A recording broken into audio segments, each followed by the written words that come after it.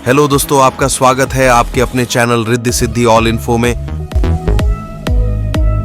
जयपुर, जिसे छोटी काशी के नाम से भी जाना जाता है, यहां भव्य मंदिरों की कोई कमी नहीं है।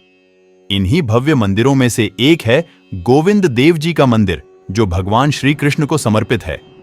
ऐसा कहा जाता है कि भगवान श्री कृष्ण के पोतेयाज से लगभग 5000 साल पहले, जब बज्रानाभ की आयु लगभग 13 साल रही होगी, तब उन्होंने अपनी दादी यानी कि कृष्ण की बहू से पूछा कि भगवान श्री कृष्ण कैसे दिखते थे।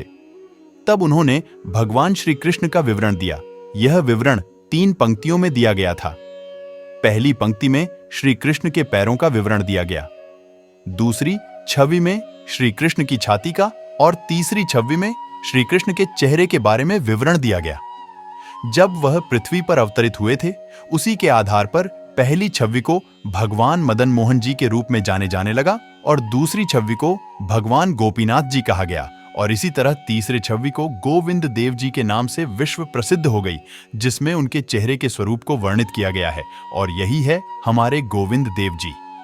भगवान श्री कृष्ण के स्वरूप में से एक गोविंद देव जी आमेर के कछुआ राजवंश के मुख्य देवता हैं और जयपुर शासकों के इतिहास से जुड़े हुए हैं। ऐसा माना जाता है कि मूल रूप से गोविंद देव जी की मूर्ति वृंदावन के एक मंदिर से थी। 17वीं शताब्दी में मुगल शासक औरंगजेब द्वारा हिंदू मंदिरों को तोड़कर और मूर्तियों को नष्ट करने आदेश दिया गया था। लगभग उसी समय वृंदावन में श्री शिवराम गोस्वामी द्वारा गोविंद जी की मूर्ति की देखभाल की गई थी। मूर्ति को बचाने के लिए श्री शिवराम गोस्वामी मूर्तियों को लेकर वृंदावन से भरतपुर आ गए। क्योंकि भगवान श्री गोविंद जी महाराज शासक वंश के प्रमुख देवता थे, इसलिए आमेर के तत्कालीन शासक महाराजा सवाई जयसिंह द्वारा मूर्ति को सुरक्षा प्रदान करने का जिम्मा लिया और इसमें आमेर की घाटी में सुरक्षित कर दिया गया, जिसके बाद में इस जगह को कनक वृंदावन के नाम से भी जाने जाने लगा। क्योंकि आमेर के शासक मुगल दरबार की सेवा करते थे, इसलिए मुगलों के साथ किसी भी प्रकार का प्रतिरोध का जोखिम नहीं उठा सकते थे। इसलिए उसने मूर्ति को खुले में नहीं रखा और ना ही किसी को इसके बारे में पता लगने दिया।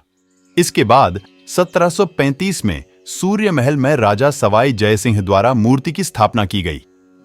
ऐसा माना जाता है कि ऐसा करने के लिए उन्हें स्वयं भगवान ने उन्हें सपने में आकर निर्देश दिया था।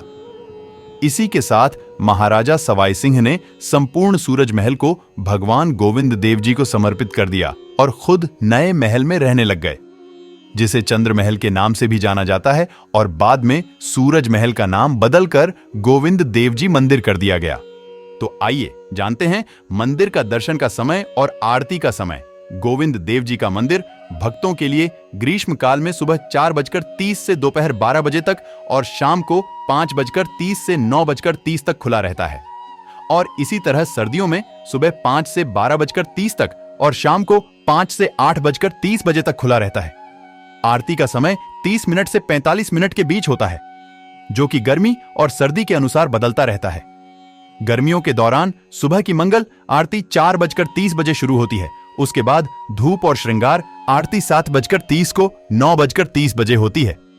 इसी प्रकार गोविंद देव जी का मंदिर में भगवान को भोग दोपहर 11 बजे से 11:30 तक चलता है। इसे राजभोग को कहा जाता है। इसी प्रकार संध्या आरती शाम 6 बजे होती है और शयन आरती रात्रि 9 बजे होती।